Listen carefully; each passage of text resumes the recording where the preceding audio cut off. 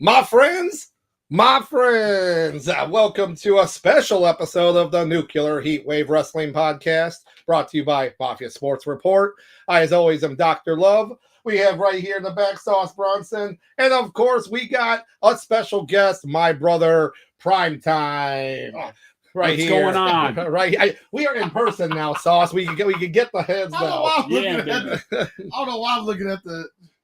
Yeah, it's supposed to happen. I'm like all over the place, but That's right, baby. that way. I know. Yeah, it's going to be here. We're going to be there. Here we go. We're going to move all We're around. going to be everywhere here. We actually also have our other special guest. He's on the ground. He's tired. We got Brutus in the house, but he's tired right now. But hey, like I said, it's a special episode because we got, like I said, Prime Time in the house. We got Sauce again in person here. No box, no special different box here. But what I wanted to talk about, honestly, because we have a lot of wrestling, is that the upcoming AEW has a show, which this time maybe they can have, still more time to put it into the show to like build it up for a show, unlike last year, which was like built up in like 3 weeks, is the Forbidden Door show, which obviously, as all wrestling fans know, Forbidden Door is one of those like hot button like names everyone talks about, and basically people wrestling for companies that you never would see. And New Japan working with AEW to make this show happen.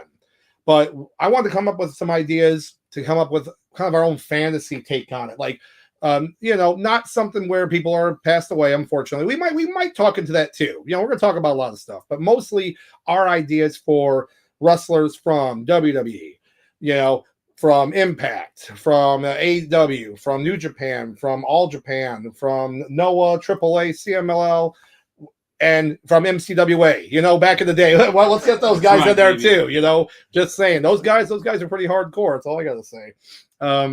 Just ask Potting Soil or any kind of gutter right there too. Any kind of recoil action. Oh, gosh. But before we get into all that, I do want to just briefly talk about because again, as new, I'm a belt guy.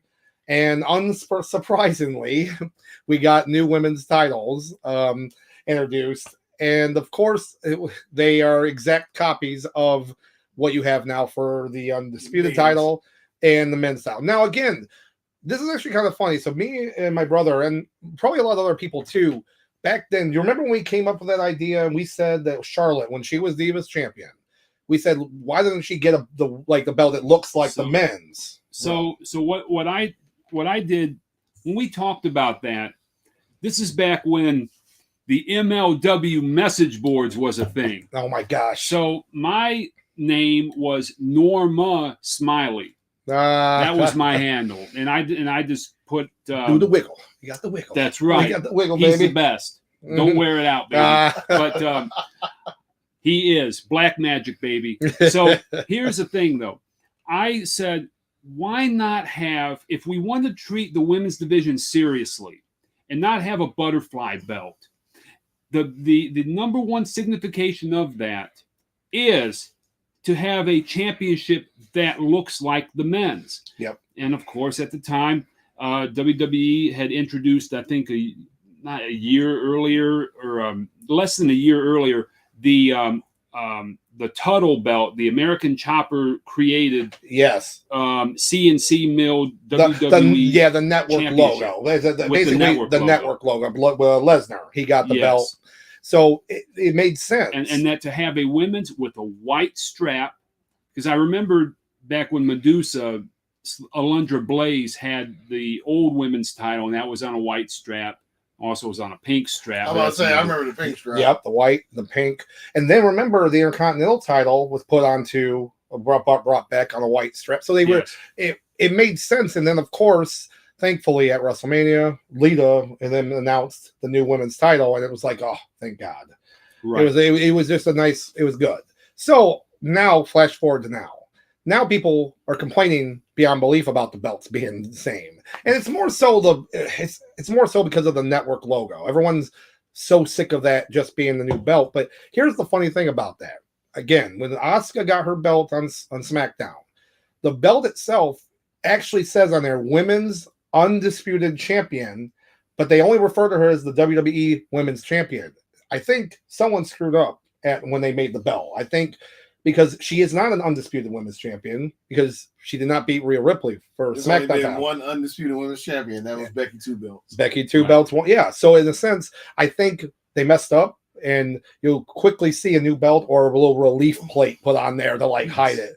But they do refer to her as the WWE Women's title. So obviously, yesterday on Raw, we got the new, WWE World Heavyweight title. We now have the WWE Women's World title. So again, it's weird, Women's World title. Right. Still doesn't roll off the tongue. To World Women's. Yeah, it still doesn't roll off the tongue that well. But we do have our first chat, and we do have D-Town Guy. Nice seeing you. Yeah, listen, baby. Yeah. And just like we say every single week, if you you're right back. So we know that, and that's the fact of life.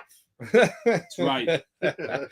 So, but yeah, so obviously the new world title for Rhea Ripley looks better because I like with the white strap. Yes, it makes it pop, makes that gold pop. It looks good. It does. And, at that point, Asuka, I would have rather had a gold strap. They made a replica belt of a Snoop Dogg belt, and, right. And it had a really cool looking scaled pattern gold strap. And I'm like, why didn't you just get that? Yeah, like there's a lot of other things I'd fix about the belt, but well, it's gaudy on purpose for him. Yeah, well, yeah, of course. But it needed to come with. She should have come out with the Snoop DeVille. Have you ever seen that? now this was a custom Cadillac DeVille. The rear window was a diamond, so the rear glass on this DeVille was a diamond, and they put metal around it to where it's just a diamond. That thing is cool looking. I don't know. We got another chat here. We got Big O in the house. Yeah, baby. That women's world title is fire. Yeah, exactly. You know what I'm saying? I like that belt. Hey, it's who I should do for Halloween? Brother Love. I think that would be another good costume idea. Come up with these ideas on the spots. Yeah, but we need to have that red kind of dye on your skin. Yeah, I know, to right? Look like you're sunburnt. Oh gosh, I got too many ideas. When I have these ideas rolling off, my Halloween costume this year is going to be the best. It's still going to be what I talked about. Yeah, it's going to be good. We'll talk about that off the air. But Bruce Pritchard might get jealous of you though. I'll be more popular than him. I'll tell you that for sure. Oh Lord, might be a better booker too. Yeah, in the last 10 years. Oh gosh, please. I mean, you can't put all the blame on the old fart. Bruce Pritchard got to take some of that blame too. Absolutely. Oh my gosh. So basically, the short of it, we have now new women's titles for Asuka and Rhea Ripley. I am happy that they have this. They did it quickly since. Yeah, I'm still irritated about the whole Roman thing with his belt. He still looks sad Roman, when he looked at when he like. Yeah, I did look at that. Did you see it? At it, and he just kind of looked. It was like the way he looked at it. Like he just looks so mad. Like it's you're at home and you're younger, you're young, and you get a present from your parents. And and you try so hard to like be happy, and you're not. Underwear, and you're not happy. Raincoat. So guess what? As an adult, sweater. I want that stuff now. Now I want that stuff for my birthday, But it's like as it was like in our age now, it's like action figure or new underwear. It's like exactly. Hey, at Meijer or or Walmart or Target, that's hard. It's hard to pick that. But now everything's too expensive. Everything's so expensive now. It's crazy. That's why I go to Walmart. Walmart's cheaper than everybody else. Well, let me tell you something. I know we're going off topic here, Sauce, but so there's one thing we like is we like Power Rangers, original Power Rangers. Some of the other ones, there's a line. Correct me if I'm wrong, Sauce. It's the action sign, reaction line. I think it's called. Yeah, the reaction. So they're like this tall, not a joke. So about 4 inches, 4.5 inches. The head flips. No, the flipping heads. Those are a different one. So these ones are just like I said, static figure about this big. Oh, the 5-point articulation one. Yeah. Yep. Okay. $25, and is how much it costs.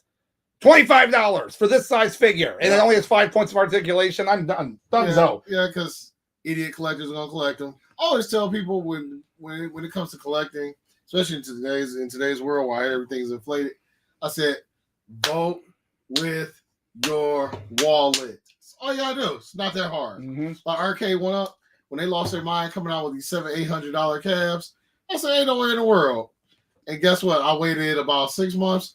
the $700-800 cabs came down to about 400. Right. I was like, all right.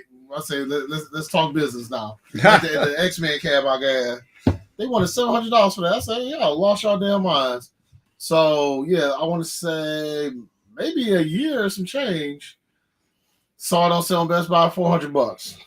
Yep, I'm perfectly fine with that. Yeah, and that makes and I sense. just tell people, I'm like, just when it comes to collecting, just anything general, just vote with your wallet. It's all you have to do. Because recently, I know we treading off topic still. No, that's fine. But Marvel Legends is bad with that now, where they're charging $35 for a figure.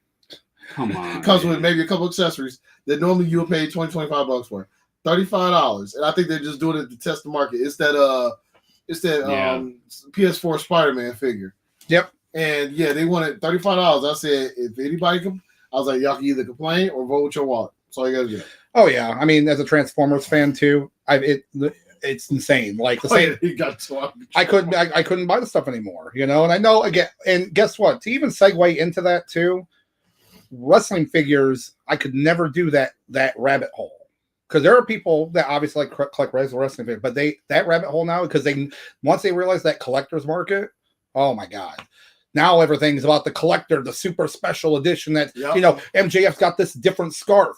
All it reminds me of is the episode of The Simpsons when, you know, you got the Malibu Stacy with a different hat and everyone had to buy it because it was a new version, but it was the same with one different accessory. But the one thing to note is, and this has been true for the past 30 years, is if something is made to be a collectible, it will not be a collectible. It won't sell. No.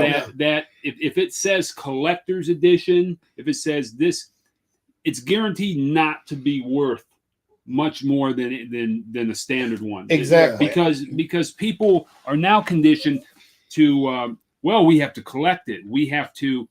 Whereas, like, if you remember the regular Nintendo games and no one kept the boxes to them. No.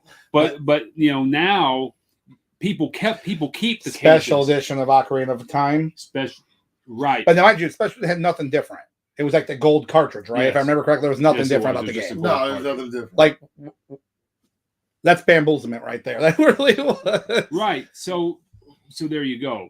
Yeah. So with wrestling figures, I mean, in AEW, they've done pretty good with their wrestling line, like with the articulation and everything. Yep. They got like, what was it? I call it the torso roller. They don't have ab crunch in their figures. But for the most part, the articulation and stuff is pretty decent, though. As opposed to moving forwards, just forward, like they actually can move the whole thing around to give more articulation. Right. Yeah, because, you know, some people like to take them out of the box. And like Sauce here, he does a very good job doing action figure photography. It's been a long time ago, but yeah. Oh, he's being modest. He does some good work with these action figures, makes them look good and whatnot. So again, but that's people that actually take them out of the box.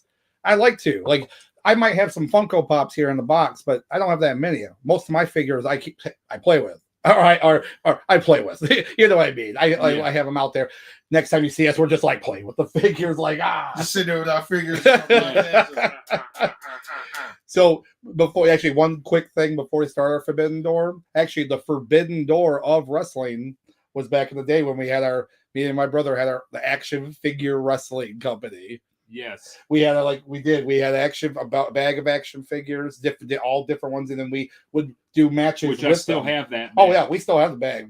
I still have that bag, and I have recorded all of the championships. We do. We have all the recorded championships of the figures. There was Power Ranger figures. There's there's old school wrestling, old Mega Man figures. Old Mega Man figures. There's gosh, there's just so many Turtles figures, of course. Turtle ones, and then Spawn figures. I think were in there the too. Older ones, older than the we had the Auto Mutation Turtles, and then the older ones older than that. Yeah. Do you remember the Japanese one, the series, the superhero turtle, whatever it was called? We have a couple of those figures because we bought like all the Turtles figures. Yeah. And so guess what? That is wrestling related, and that's the Forbidden Door that no one talks about. Is everyone's wrestling ability with their right. With their Well, you have to test the moves. Yeah. You have to see how a move will look. What about a dragon screw leg whip? Well, you take the one figure here, and then he kicked you. Oh, you caught the leg, and now you're going to. And you know what? It didn't really work well. It didn't really work well on Slotbot, Who was? Oh no! It was the villain from Power Rangers, Yes. whatever his name was. Right. The coin. Yeah. Because he didn't articulate at all. Yeah, most of the villains, they just like basically the arm swivel. That was about it. If you could move the arms, I mean, and then the one that we called Spellbinder, yeah. who the magician, not the USWA Spellbinder, which that's a funny story in of itself, where because the Nation of Domination, you had the WWF Nation of Domination that we all know and love, but they had the USWA Nation of Domination down in Memphis. So you had this guy, the one who was in WWF for a hot minute was Fantasio, the magician.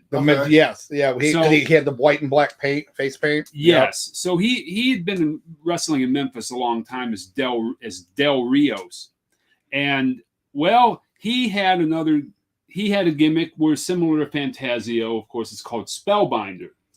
Well, when the Nation of Domination came out and Jamie Dundee and Wolfie D, which are PG-13, they let everyone out, and then here comes Spellbinder, but he goes to Lance Russell and says, Lance Russell was the longtime announcer in Memphis, legendary announcer. He says, "My name's Elijah, and I'm here to take over." And then Lance Russell goes, "Yeah, whatever, Spellbinder." He just that's. I mean, and immediately kill your gimmick. Immediately kill. That's crazy. That gimmick was kill faster than Shockmasters. Shockmaster. It was. Hey, with our beautiful Shockmaster belt, our champion is the love of my life, my wife, the #1 Sheamus fan ever. Is Holly. Oh yeah, she likes to deny it, but she likes Sheamus a lot. The League of Nations too. I did never ask her that. She's mostly Sheamus. Sauce did tell me to say that though, just let you know about that. So just it's a shame for fight. Oh my gosh. Yes. That white bastard. God, he is. Jesus. So anyways, so we made all that kind of the way, but now we have, like I said, Forbidden Doors coming up. The official Forbidden Doors on the 25th of June. Right now, there's only two matches on air, and they're banger matches. So you have Kazuchika Okada versus Bryan Danielson, and then you have the rematch of Will Ospreay versus Kenny Omega for the IWGP United States title. Again, both those matches, I'd watch those in a second right now. Those two alone right now are worth the price tag. So I'm happy that alone is better than all of last year's Forbidden Door, because last year they didn't have Omega. He couldn't wrestle. He was injured. He pulled a RVD one night stand. He showed up, but he couldn't wrestle still it's not the same, Yeah. It just wasn't the same. Yeah. Don't do the job, Rob, is what I called him back in the day. Don't do the job, Rob. So, like we were saying, though, we do have another Che here. It looks from Papa Mafia himself. We do have a baby. Yeah. And that's the fact of life right there. And thanks, of course, man. Thank you. But with Forbidden Door, obviously, it's been a term used for years, but now AEW feels the need let's use this for a pay-per-view idea. And it's like, okay, that's fine. But make sure the show's good. Make sure we actually have something worth watching. So my idea was just kind of let's come up with our own show with the matches, stipulations if we want to, whatever, and then see what your guys' thoughts are or what you guys have ideas for it. And that's pretty much it. Now, with that, I do have to go with Sauce first here, because Sauce, the one you said, with the stipulation, you said you had an idea with a unique stipulation. So what is that, Sauce? So actually, first, this will be my opening match of the night.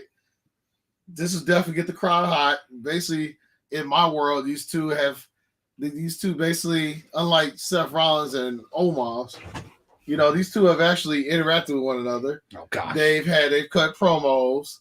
Well, one of them cuts a lack thereof promo, but anyway, these two. So these two have they've done some booking and whatnot, and this is gonna be the first match of the night, fellas. I'm going with Orange Cassidy versus Chad Gable.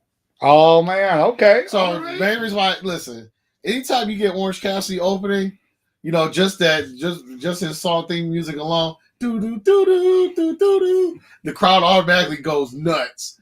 And then the reason why I go with Chad Gable, I mean, I could have easily went with Kofi, I could have went with Ricochet, but here's the thing: people forget. I mean, Chad Gable can wrestle his butt off. He's like a little Kurt Angle, like as far as dude can like wrestle, and I think it would be cool that we get a lot of the shoosh all that in there. The imagine Orange Cassidy, he just looks at him and just goes. Doesn't he say anything? He just responds with, "Oh my gosh!" But them two, like with Orange Cassidy's, flying, high flying style, and with Chad Gable's technician style. I mean, them two can open the match, get the crowd hot. Can't go wrong. No, I agree with that. I'll tell you who probably wouldn't agree is Jim Cornette. He'd be losing his mind. Like he would. He's like, what pockets? Oh no, pockets. But gentlemen, here's the stipulation. Oh yeah, there we go. So mind you, these two been working with a program with each other the last few weeks. The stipulation is if Orange Cassidy loses, he has to join Alpha Academy. Oh yes, yep. I'd almost go farther than that and say that he has to wear a wrestling singlet. That's what I'm saying. Like, you mean okay? So that's with it. Oh, that's with funny. The Josh Alexander headgear. The headgear. Yes, perfect. He comes out so mad because he can't have his glasses or anything. Yes. He's like, he'll still wear the glasses. Oh, okay. He's still gonna wear the glasses, regardless. That I'd watch that match. I totally would watch that. That would be my opener. That would get the crowd. That would get the crowd beyond hot. I like. I like it. I like it. So in my mindset, because I know the rule was these wrestlers have to be alive. Correct. So my other goal too when doing this was I wanted it so that whoever like on my card, whoever basically have people who's, as far as to my knowledge, have never stepped foot in the ring with each other. So that was just my mentality going into it. Nope, that works. Like I said, as long as it's entertaining to one of us, it's fine. Right. I like it though. That's good. I like it. So moving on Primetime, on your theoretical show, give me a match that doesn't have to be like what you call your first match or whatnot. I can give the opener. All right, actually, we'll do that. So we're all going to give our opening match. So Primetime. So what do you got? So my criteria for this was. It's everyone that AEW has access to, which would now for me it's not WWE wrestlers, not WWE talent, but it means New Japan, of course. New Japan, All Japan Pro Wrestling is friendly with AEW. AAA and CMLL, I think both of them have at least kind of a friendship with AEW. They're not. This AAA and CMLL, they historically have been in odds, but they're both willing to work with AEW. Yeah, they work with GCW, so they work with GCW. Yeah. So if they'll work with GCW, they'll work with anybody. God, and then of course Impact Wrestling. So with that said, my opening match will be the Acclaimed taking on Chris Sabin, Alex Shelley, Motor City Machine Guns. To have a hot tag match opener. I think that'd be great. I think for sure gets the crowd over. You got the damn Acclaimed losing their mind. Yep. You got especially if this theoretical show's in Detroit. And yes, and it's in Detroit.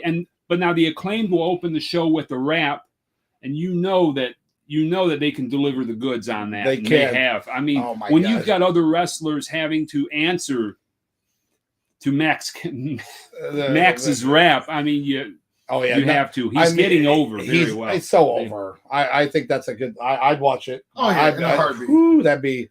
That'd be a hot match right there. Oh yeah, that's definitely like you said, opener. That you definitely talking about tearing the house down first show. Yeah, and as for dream matches, yes. So I look at what matches haven't really happened before, or if the two wrestlers faced each other, it was 15 years ago and it didn't mean anything then, right? But now it does mean something. So So that was my criteria for that. It's a lot of tag matches, it seems, but yeah. Well, no, I mean that's okay. You got a lot of talent that you aren't wrestling against each other and the company stuff like that. So no, I like it. I like that. Let's say, remember this is your dream card. So listen, if you want to do all triple threat broad panty matches, hey, we're here. Oh my gosh! When I say broad panty matches, I'm talking about like it'd be a broad panty match between Shibata, MVP, and Otis and Bully Ray Dudley. Well,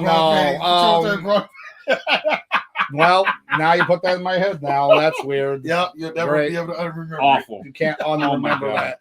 No, but that's what makes us fun. Yes. It's something that we're coming up with. Yeah, I like that. And then also for those who are watching, if you want to throw down a dream match, hey, listen, just let us know. Yeah, absolutely. As long as it's not Mr. Brooks. I don't know. I don't know if I can handle him. No, I'm kidding. Right. Whatever you guys feel. We'll deal with him in about 4 days. Right, Mr. Michelle Beadle. Yeah, Mr. Michelle Beadle. Yeah, there you go. But no, great choices. I like that. I mean, these are good. To me, I just been bouncing back and forth. I wrote down some stuff here. I might be changing stuff on the fly, but the one I think will be my opening is Vikingo versus Ricochet.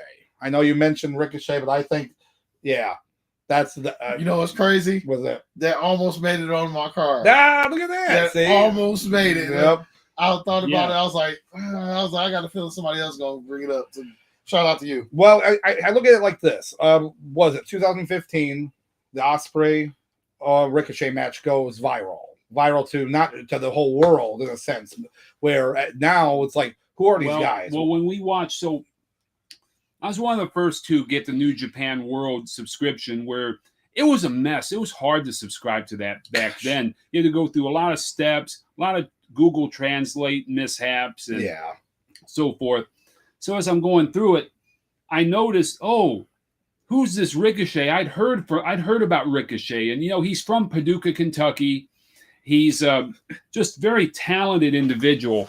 Oh, let's see this. Oh, who is this Will Ospreay guy? Oh, I don't know who this is. I hadn't followed a lot of progress in the UK and so forth. Well, he was in like Rev Pro too. Rev Pro. Oh, that was called. Okay, progress. You're right. Pro. Yeah, he's. Well, we saw that, and I mean it's a revelation, really, how good they were, and so and you continue. Well, yeah, it was just that made it wrestling. They became like overnight sensations to the whole world. Like, I mean, I remember seeing that stuff, and people were talking about they weren't wrestling fans. You remember that? Like, people they were like, "Who are these guys wrestling?" I'm like, well, first off, I've seen some stuff, and here's the thing: like, they're talented, but then to other wrestling fans that don't like flippy wrestlers, I'm sorry, they're still extremely talented guys. Now, fast forward to now, Ricochet can still go easily. Oh yeah. And now you have Vikingo, he's been doing this stuff down in AAA. He's their AAA mega champion. He's their mega champion now, and he's done a couple things on AEW and then the Ring of Honor show. So it's to me, it's only fitting to have them in a match. Now, I personally would have it for the AAA title, and I'd have Ricochet beat him. I'd have him beat him. I'd have him go over on him. And here's what I think would be fun, just as a fun little nod. He'd come out with the Prince Puma mask, but then he would take it off, similar to how like you'd have like a cowl mask, like how some wrestlers' masks would have that. I'd have him as just a nod to his Lucha Underground character, Prince Puma, who, by the way, if anybody's ever watched Lucha Underground, it was extremely scripted, more like a TV show, but there was good wrestling. There were some good wrestling matches on that. So just look up some matches on there, shows that are already done. But yeah, I that's what I would have. I think the match would be high flying. You'd get like 17 Canadian destroyers in the match, probably. You give poor Jim Cornette a heart attack. Oh yeah, man. Jim Cornette's gonna be like, man, I hit pockets now. I got flip. They won't stop flipping. Why? There's destroyers everywhere. Destroyer here. This isn't wrestling. This isn't wrestling. So since I didn't think about that part, but as far as we could also talk about who might go over in our matches. So for me, actually, I will have Orange Cassidy go over. Which, as much as we would love to see Orange Cassidy at Alpha Academy, it won't happen right away. So this match, it won't happen that night. So Chad Gable will try to figure out some other way to scheme, to like scam them into doing it. But just because it's their first outing, I get on my card, Orange Cassidy's going to go over. Yep. All right. So it's great. And then I have the Acclaimed going over. Okay. Motor City Machine Guns, of course, legendary tag team in TNA, now Impact Wrestling. And yes, Alex Shelley is their current Impact World Champion. Shout out to hell. And yes, Saban, and Chris Sabin is a 9-time X Division champion. 9-time. But I would still, the Acclaimed are on their way up, and they're on their way up, and they're on fire. So I would have the Acclaimed go over on this one. All right. Makes sense. And then they also have them go over in Detroit. Oh yeah. Yes. Yep. That talk about a heel move. Yep. Wow. But you know what's crazy? Because the claim is so hot, the crowd wouldn't even care. That's true. Yeah. That's the true. crowd would actually be in favor of even though it's in Detroit. So wait, you're saying that? What are you saying? You're saying that the Acclaim? That's it, baby. That's it. See, that works. You see who we want here. Yes. All right. See, hey, look, these already sound like banger shows right off the bat. So, Sauce, give me a show match that you would want to, All right, listen, I love, seeing big, meaty, sweaty men. Yep. Slap each other's sweaty meats. Correct. Just back and forth, just pound for pound and for pound. clubbering. Clubbering Yep. too. Throw some little clubbering in there as well. So with this match, I got Holly's favorite wrestler, Sheamus, versus Powerhouse Hobbs. Powerhouse Hobbs. Great. Okay. All right. See, in my show, my card, I know what I'm doing with Hobbs. I know how to book this. All match. right. We're actually booking Hobbs properly. This there we go. This would be the match of the Ebony versus Ivory. Oh my gosh. It really is. Because I would, and then in mine, so just to get this part out the way, I got Hobbs going over. All right. First of all, because, like you said, we want the stock to rise. Sheamus, at this point in his career, a loss wouldn't hurt him. Well, now, at the end of the day, and then I had the match in with both these two men, shaking hands at the end, walk away, do their thing. But I'm saying, like, right now, this match is going to go for about 18 minutes of just hard hitting, beefy lefts, meaty rights, and it's just going to be an exhausting match by the time we're done. I like it. It's going to be, it's not going to be, there's going to be some slog moments, but it won't be like Mark Henry versus Big Show slog. Right. Oh, but yeah, like obviously this won't be like a speedy match. This is going to be take our time, hard hitting, and just beat the crap out of each other for 18 minutes. A classic heavyweight heavyweight match. Yes. I like it. Why isn't Will Hobbs TNT champion at least? Well, he is the champion. Well, he is now. Now, now it doesn't matter because they kept jumping that belt back and forth. Right. The problem was it was like they put him in a big feud. There was that big feud he had with Ricky Starks, and then when they had Starks go over on him, I was like, that was a missed opportunity. Really? Yep. And then you had him like win, and then you didn't do anything with him, and then he was on Dark because that's Sauce's favorite show, by the way, AEW Dark. Oh yeah, AEW Purgatory. Gosh, it really is. So it didn't make any sense. You mean the witness protection program? Yeah. I mean, if Miro's not even on Dark, that tells you something right there. So, but yeah, it was. So I like that. You're properly booking Powerhouse Hobbs. You're making him look good in the match. Sheamus as a veteran, he can make you look good. I mean, I like it all. All of it. And then what I'll do is my handshake. Now, a lot of these matches are basically going to be continuations. They're going to shake. They're going to hold each other. They're going to pull each other in. Say, listen, this ain't over yet. This isn't. And then they walk away. Because, feel. That's enough. That's enough. Where's my Kangol hat? I know. No, hey, you know what? I couldn't get in a time machine and get back in time. I need a brown furry Kangol hat to match. Yeah, let me do the match here. Come on. Yes. You know what? There we go. I'll work on it for Forbidden Door. You got it. But all right, Prime Time. He's got this. What do you got for your next match? So I've got another tag. I got another tag match, but this time we have our AEW Tag Team Champions, FTR, take on former New Japan Pro Wrestling Tag Team Champions Zack Sabre Jr. and Taichi Ishikawa, and that looks to be a hard-hitting, technical match, and with some elements of high spots, some elements of flying, but not really. There's a lot of ground-based movement, a lot of working on body parts, a lot of technical classic wrestling, and that's what I see. I would like. See, this is going to be a non-title match, or is it a title match? See, it's your card. Your card. So what I was thinking is it would be a title match, and FTR would retain here. A couple of my matches later will be non-title, though, because you still have to think politically. Oh yeah, I know, right? How some of these results would go, and they would have to be non-title later on. But I would have FTR go over on Taichi Ishikawa and Zack Sabre Jr. Yeah, and I like Zack Sabre Jr. I'm not really familiar too much more with the other guy, but Zack Sabre Jr. I've liked him since he first started coming up in the Super 8 Cup he was in, and then now he's current television champion in New Japan. Which I just hate the belts.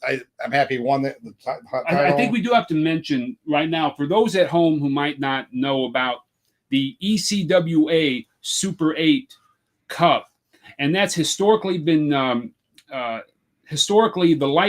best light heavyweights in the country participate in an 8-man tournament. Yeah, and then the winner is your Super 8 champion, and it's been going back now.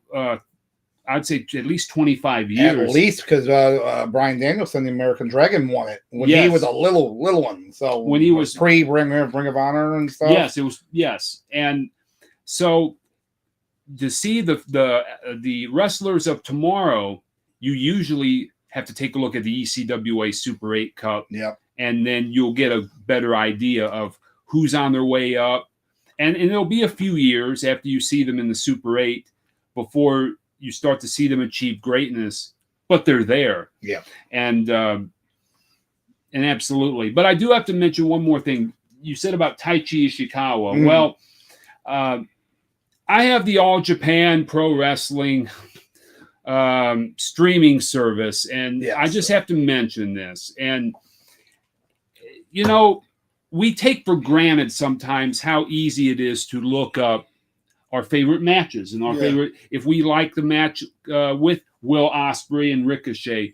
Now New Japan World, it's easier. You can find, you can find the matches, they're classic matches.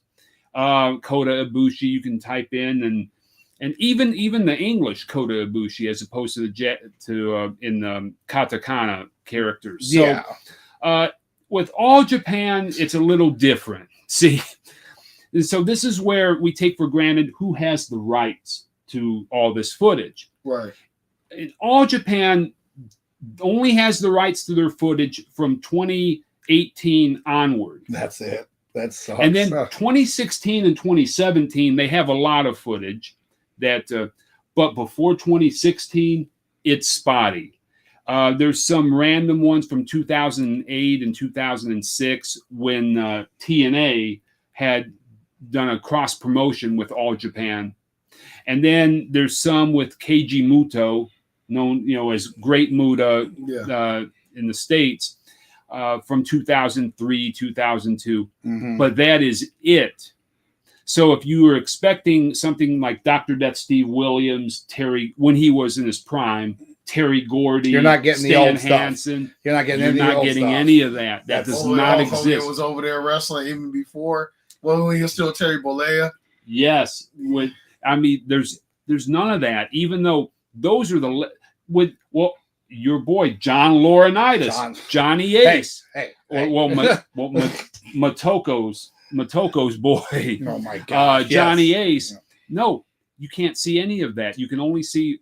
So I did manage to watch from 2005. This is was Taka Michinoku.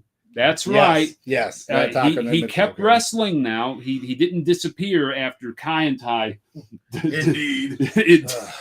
dissolved. He kept wrestling, of course, and he had a match against Taichi Ishikawa for the World Junior Heavyweight Championship, and it's the PWF World Junior Heavyweight Championship, but we call it the All Japan World Junior Heavyweight Championship. Yeah. So he's been wrestling since I think 2004, and so with him and Zack Sabre Jr. later in New Japan, they became a great team. That's why I wanted to include them in here. But FTR is going over. Yeah, for sure. I got you on that. I like it. I like it a lot. I like, hey, a good history lesson, especially stuff I don't even know and Sauce doesn't know. That's always a good welcome It's too. prime time's like a wrestler almanac. That's why we love them. No, you're too kind, gentlemen. So with my next match, I have on here. I think this would be a hard hitting match. I think it would be a good fight. Oh, thank you. Is I have Rhea Ripley versus Britt Baker in an Iron Woman match, but it's like a hardcore Iron Woman match in a sense. So basically, yeah, most pinfalls, no submissions, whatever, in an hour. But again, you're talking about. I guess I don't know if there's a name for it. Again, when it comes to it, but there's no DQ finishes. You know, you can't. It's a kind of a hardcore type match, and the match ends 1-0. And it's Britt Baker going over. Nice. Crimson Mask. She takes out Rhea's busted, bloody too. Not as much, but she's like rough. You know, she's beat up. But Britt Baker, by the end of the match, beats her. She kicks out of pretty much any of her moves there. They fight tirelessly, like outside the ring. At one point, I had Britt had her kind of like chained to like the ring post. That might have been a different dream I was thinking about. I think now that I think about it, hold on a second. Wait a minute. No, it still works. It still works for the match. But being serious, yeah, it just, because right now I'm so mad that how Britt's is a face. I'm sorry. Don't you want her hot T-shirt? Oh yeah, with the busted face. I'm sorry, but AEW thought it was a good idea to release a shirt of Britt Baker's face with the black eye because I'm hardcore. It's like, so imagine someone buying that shirt and wearing that shirt around. Do you think that was a good idea, AEW? No, I'm sorry, tone deaf. That's the most tone deaf thing I've ever seen in my life. It's because all you need is go to the mall and you have people. Especially women who know nothing about wrestling. God, what are you doing? You're on the phone. Next thing you know, you fired from your job. You're fired.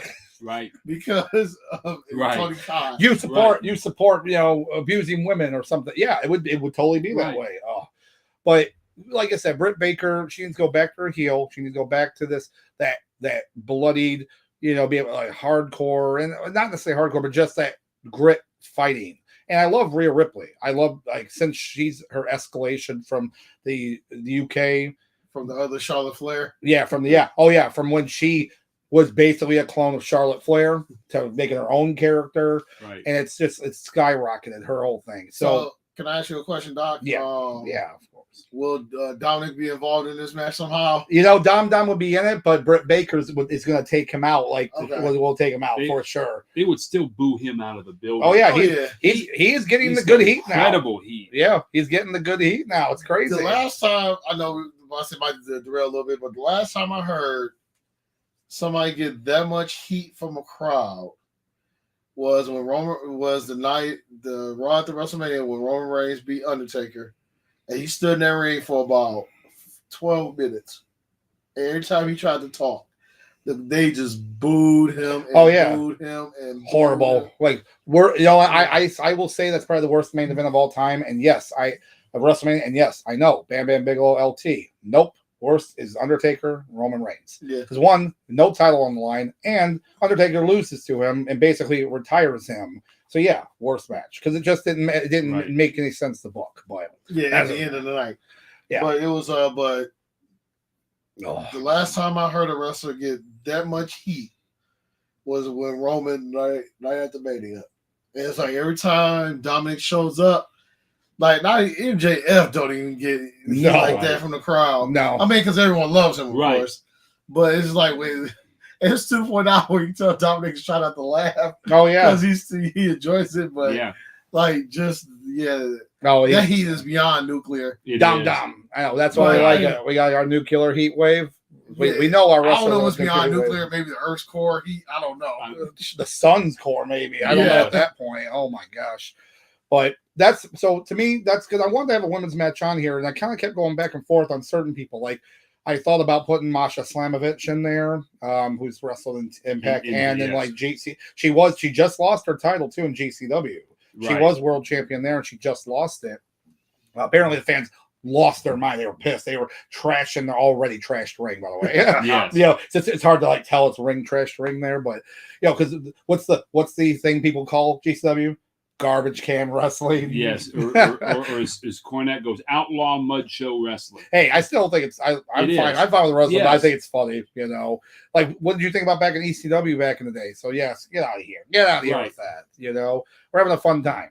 But I thought about like Masha Slamovich. I thought about like Mickie James, and because I love Mickie James too. But I said no, Rhea being how high her stock is and how dominant she is, it would have to be her. And like I said, Britt, out of all the other, like, I wanted someone from AEW, and I thought, I personally like Britt more compared to, like, Jamie Hayter, or I was never considering Jade Cargill, by the way. No, I'm sorry. Sauce might have, though. Sauce might have thought about Jade Cargill. Don't you put that on me, Ricky Bobby. Don't you put that on me, Ricky Bobby.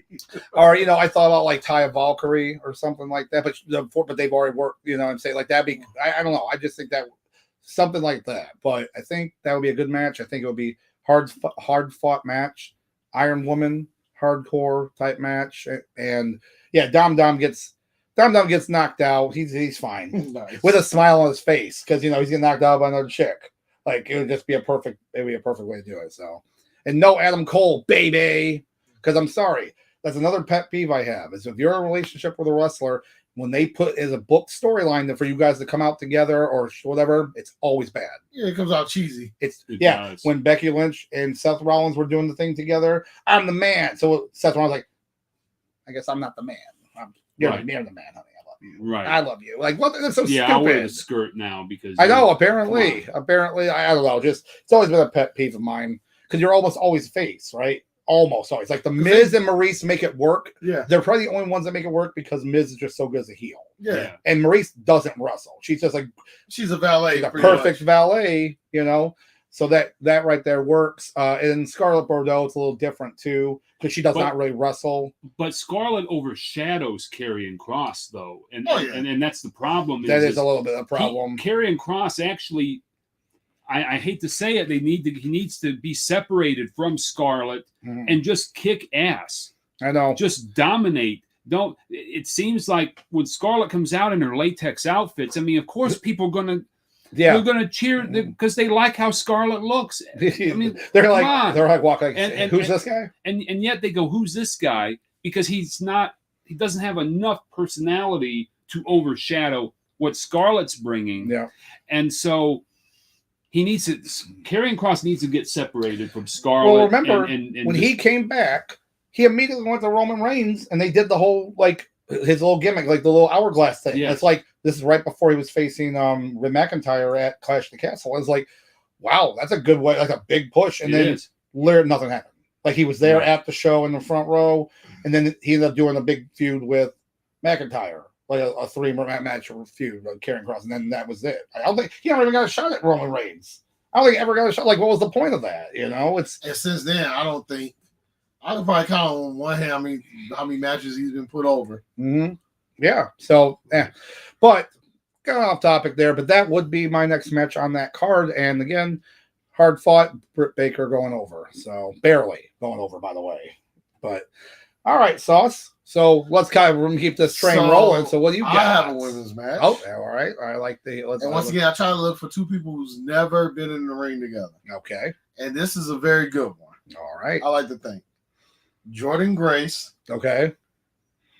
Versus, in my William Regal voice, Bianca Belair. Okay. All right. So you're looking for the muscle here against the muscle, right? This is going to be a submission match. Oh, okay. Because listen, we all know Bianca can wrestle. She can. And then she's found her style where she does a lot of power. But I also feel like she also has a whole repertoire of, she's got a whole, repertoire of moves that we have yet to see that she's capable of. Give me some stretch muscles. Give me just some what they call it, when they stretch your body out, abdominal stretches. Mm-hmm. Give me some Boston crabs. Give me some stretch mufflers. Spinning toe holds. Yes, Yep. and I feel like Bianca, she could be capable of that as well. So just give me what 25 minutes, hard hitting submissions, and I got Grace going over. Okay. All right. Hey, I'm. That'd be cool. That'd be cool to see because you don't see that often, right? You don't. Right. You never see. I mean, submission matches in general, unless you have unless you're a submission technical technician, and even though you have submissions as your finisher, like you're never going to see that. You never. Right. So I'd like this. That'd be cool to see, and especially if Bianca would be the heel in that. I could see her using her hair in like a chokehold, like cross face type thing. Yeah. Like she pulled her hair and then around her arm too to make it look like more like, or just anything like that to, showcase that some more. Yeah. Right. That's definitely never seen before. And that with these women. Because I was thinking Jordan Grace, I was putting her around, bouncing around a little bit. And I ended up going to what I had said, but that's a good one. That's a good one. And So since Jordan Grace's Impact contract just expired, right, she might be headed to Stamford, Connecticut. Yeah, wouldn't that be something? I feel like, to be honest with you, I feel like she'd probably be used better in Stanford than she would be in Jacksonville. Yes, that's true. Yeah, because she would just be another person in the that card. eventually be in AEW Purgatory. Oh my gosh! Right. At least Collision. Back on Collision. At least in Connecticut, like I feel like she's got a build, she's got a look, she can obviously wrestle. I feel like Papa H or the old fart who's secretly running creative, like to them, like they can figure out how to make it work with her. I can see it work. It really depends on if they wanted her to at least go down to NXT briefly before coming up. Because the only reason I say that is the current champion now is that Tiffany Stratton, she's actually shown me something. I didn't even know who this girl was until just a few months ago. Right. And she's very fit. She's she's muscular. She can do high flying move. I like her a lot, and she got a gimmick. She's pretty, and she's got that perfect already heel gimmick. Right. Like I'm better than you because I'm beautiful. Yep. It's like the beautiful people, but she can wrestle. Right. She's also I was thinking Maurice. Back in the day. Yeah, it's basically Maurice, but can wrestle. Yeah, that's pretty much what the kind of gimmick was. Right. And I could see almost a storyline like that, and then Jordan Grace comes out. And then just like what? And Jordan Grace can win that strap and hold that strap for 8 months. Yeah, easy. Yeah, everyone gets demolished. And at that point, you're like, oh crap, we don't have anybody to beat her. She'll be female Braun Breaker. That's exactly what she'll be down there. So now that's a great point. Now knowing that I know at least as of this airing, she's going with Jonathan Gresham. Yeah. Now what would we do with Jonathan Gresham in Connecticut? Like who could we pair him with? Oh, he'll be back there, producer and catering or whatever. Because he'll be driving the limo. Yeah, because because he's like what 5'4". Andy, she's taller than him. Yeah, Andy. Oh yeah, definitely. Andy's like on height with him. Yeah, it's like that. Triple H is gonna look at him like, listen, I know I've seen your work, but Vince McMahon, Snidely Whiplash, has always wanted this Mighty Mouse character, right? He always has wanted this character that was larger than life, that is like Pocket Hercules. Guess who it was before? Neville. Yeah. Yes. So he wanted for that part. He wanted that for. He wanted Neville. Well, originally, or Pac now, but Neville. Back in the mid '90s, he wanted Chris Benoit to be that character. Well, Chris Benoit didn't take the bait. Then he went to WCW. But yes, Neville was considered the archetypal Mighty Mouse. Didn't help that he had the big ears too. Like he's like, God damn, it is like Mighty Mouse. Like what'd you say? Like DirecTV satellites, man. But Jonathan Gresham, wouldn't he be the Mighty Mouse type that Vince McMahon secretly wants? Secretly. He really wants that character to get over. Yeah. My question is which will be easier for him to get over, as a heel or a face? It'd have to be a heel, because look at what happened to Apollo Crews, for God's sake. As a face, my God, that's criminal, man. As Uhaa Nation, he was a great wrestler, and he couldn't. He tore up Dragon Gate. Yeah, he was. I loved him. I loved him in Dragon Gate, and I was so excited when he got that contract to go to WWE. For what? You know what I mean? Yeah, because as a face, smiling face, Happy to be here. Happy, I'm gonna do all my moves. Randomly in this opening match, he does like all the stuff, standing moonsault, or like, whoa, and then that was it. They wouldn't push him anymore, It was only until he became a heel, it briefly worked. But then even like his NXT run he had briefly, it was like, it was that, So that's the problem I have with Gresham. Unless he was put into a faction, like he could be like in the reformed Hurt Business. But even then, it would literally be like the shortest guy. He's shorter than Cedric Alexander. I mean, Alexander would tower over him. And that's Cedric Alexander. Because I feel like, what made Neville did get over as a face because he could just wrestle his ass off. Mm-hmm. But obviously, what made Neville work was when he turned heel. And he had that moniker of the king of the cruiserweight. King of the cruiserweight. At that point, he had my full undivided attention. Oh, he was great. Because that was basically when he became like, what was it, Pac persona. Yeah. That was, in a sense, ramped up, but it was the same thing, And, I know it's off topic here, but here's the thing. I'll never forget WrestleMania when they still had pre-show matches. He wrestled Austin Aries in a great match for the cruiserweight title, right? It's not even on if you bought the DVD, Blu-ray, wasn't even on there, and they did not get paid. They did not get the WrestleMania payment because they used this excuse it wasn't on the DVD or the Blu-ray. Right. Talk about whole horseshit. Austin Aries already has kind of like this complex. We already know if anybody's ever seen him wrestle, versus Johnny Impact, how he basically no-sold that finish. Yes. Oh yeah. I was like, what a prick. That's just always been his thing. I would have. Yeah, me and him would have had words in the locker room. Like, really. Well, and then he made fun of Taya's weight, and and then that just did it for me. And I don't know what is this guy's problem. Well, you see, he's not working, right? So absolutely. So that tells you other people know the same thing. Him and Joey Ryan and them all should go, and Marty Skrull should all go hang out together. Oh my God! What? All right. So getting back on topics, I'm trying to remember what. So it was me. So I gave mine already. So I got Jordan Grace going. Oh yes, you said Jordan. So now Jordan Grace going time. Where, who do you got prime time? So I don't have a women's match, and that because I wasn't using any WWE talent. I just wanted. Well, that's okay. But so I came up with another tag team match. See, here we go. But this one.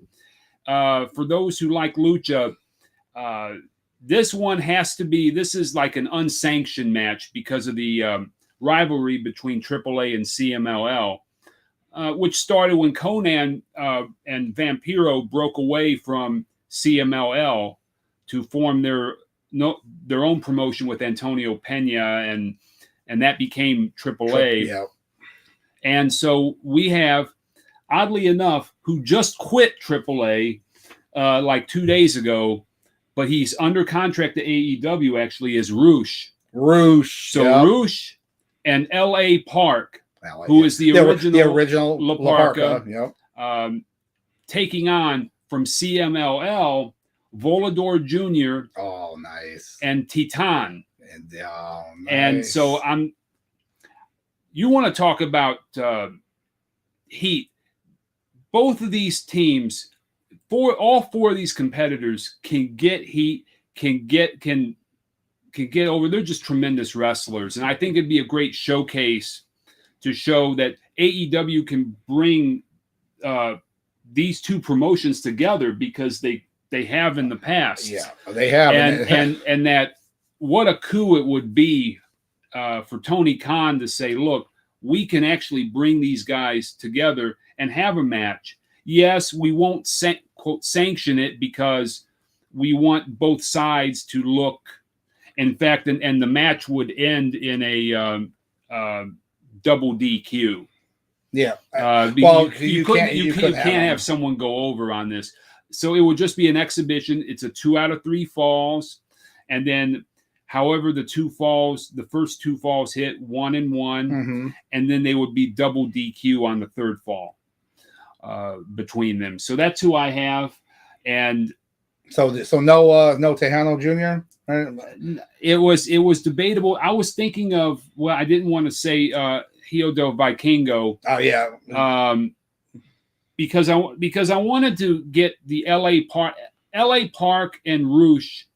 They've been a great tag team.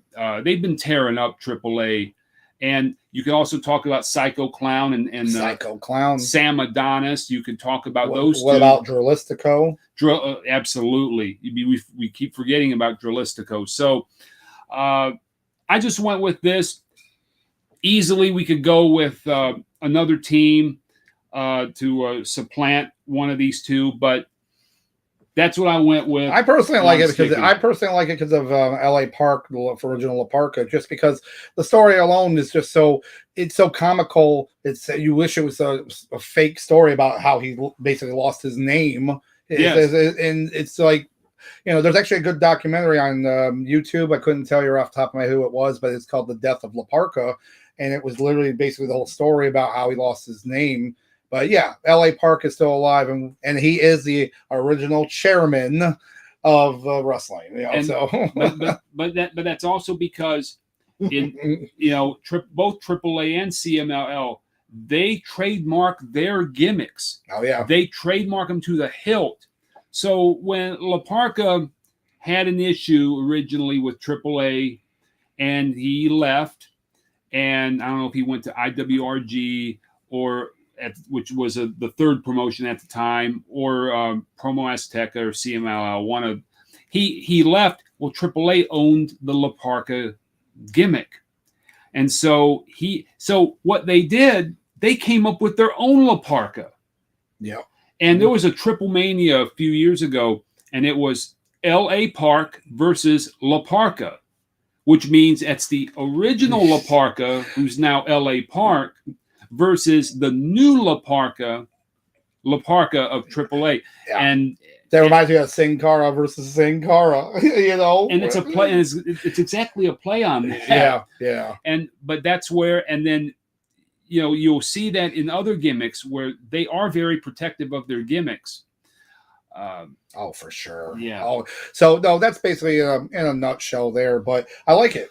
Primetime, that's a good choice. I like just again that rivalry with the AAA and CMLL. That's something for a future podcast for sure. We'll have to talk about. And then AEW could be the ones to bring them together. They would benefit. AEW could.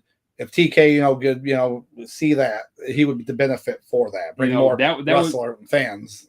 It would be a thanks, guys, from us, because he could deliver the goods on that. But again, 2 out of 3 falls. The first 2 they split, and then the third would be a double DQ. Yeah. Politically, one couldn't go over at this juncture. Absolutely. So, moving on for my next match, I would say, I kept going back and forth on a few different people, but I think this would be I would love to see this. Will Ospreay versus Seth Rollins in a ladder match. Right? Now, again, so as currently, obviously, Seth Rollins is the World Heavyweight Champion, and Ospreay is not. Omega's the United States Champion or whatnot. This would just be for a Money in the Bank type situation, like a contract, for a title of your choosing, in a sense. That's so. But I wanted to have a ladder match because I feel like we've seen Ospreay's work.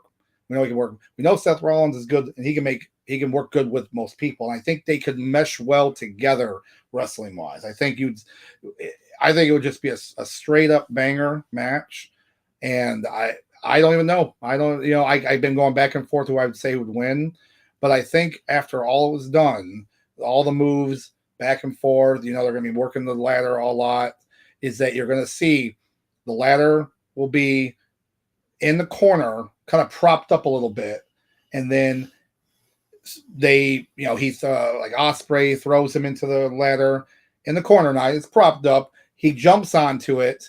And it does that kind of like, and mind you, it had a hard fought match. Probably at this point, 27, 28 minutes match is what that would be.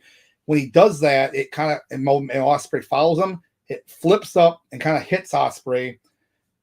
He goes down, and off the top of that kind of ladder, he does like the curb stomp to Ospreay, so he's already kind of off not technically to say the rope to Ospreay to take him out.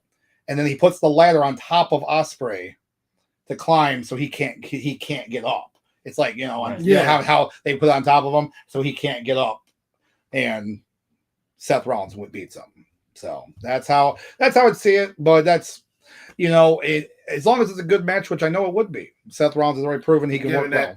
I'm giving that definitely 5 headlocks. That's a 5. That would be a 5 headlock match for sure. Well, unless you're Meltzer, so that'd be like a 7 headlock match because it's Ospreay, 7 headlocks. Will Ospreay. Well, because Will Ospreay's in it, yes, it'll be 6. 6 by itself. What without anybody? 6.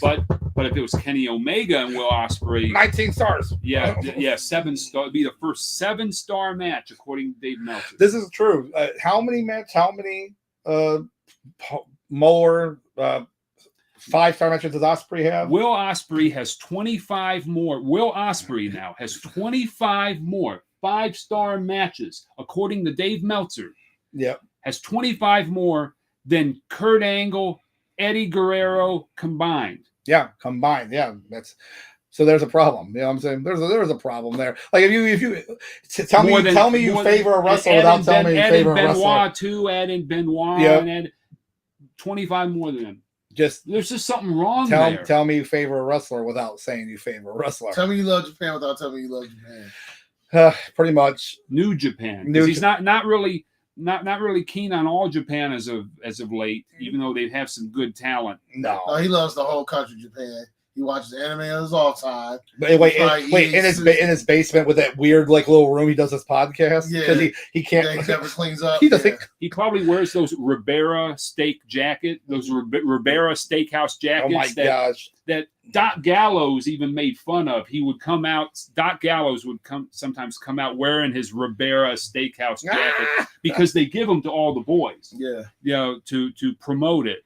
So I know Meltzer's got a ton of them. Oh, for sure. So. But him and Brian Alvarez are going to the UK for this. They're actually going to the UK for what? What show? Money in the Bank? No, AEW show. Oh, the Wembley show, the All In show in August. The one they sold 60,000 tickets for so far. Yeah, let's just wait and see how full that crowd's. That's gonna be the big thing. That's gonna be the big thing. It's like when everyone's gonna be taking pictures the whole night. Like what? Oh, what's not full? What's not full here? Just enjoying the wrestling that's there. They can't just enjoy wrestling. But I forgot that Shad Khan owns Wembley Stadium. Mm-hmm. Yeah, he owns Wembley Stadium. So I can only imagine what kind of ticket shenanigans could be, because we know Vince McMahon with WrestleMania 3. It's not 93,000. Hello. But there's ways to finagle the paid attendance. So it'd be interesting to see what goes with AEW All In. We wish them the best success. We hope that it completely sells out. And we hope that you never want anybody to fail. That's ridiculous. You're not a real wrestling fan if you want someone to fail. I'm sorry, that's ridiculous. Yeah. But all right, Sauce. What do you got? What do you got for our next match here on that? Okay. So I have another. Actually, we're gonna go tag. I too have the Acclaimed. Yes. Versus New Day. You know what? I literally was thinking about doing that too. I had New Day wrote down in my other my drafts. That right there already sells itself. Just the banter between them two at the beginning. Of course, what's the name cast is gonna have his raps. Oh my god! Then of course.